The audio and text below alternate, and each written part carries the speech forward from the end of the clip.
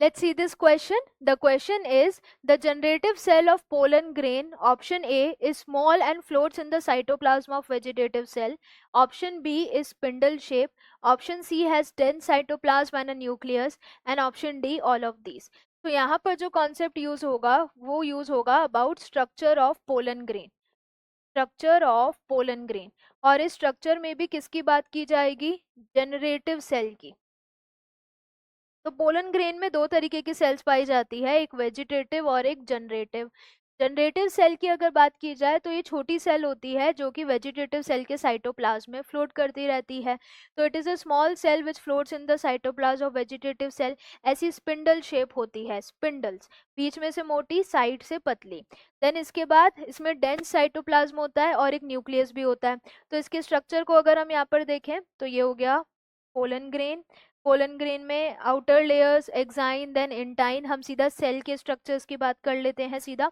तो यहाँ पर जो लार्जर सेल होगी that is vegetative cell, and जो स्मॉलर सेल होगी स्पिंडल शेप ऐसी, इसको क्या बोलेंगे? Generative cell.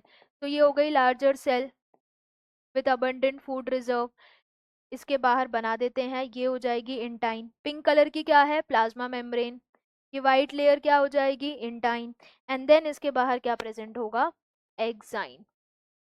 कुछ इस तरीके से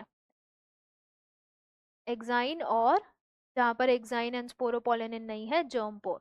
तो मेनली सेल्स पे अगर हम देखें तो this larger cell is vegetative cell, vegetative cell, ये वेजिटेटिव सेल, और ये हो गई छोटी वाली जनरेटिव सेल।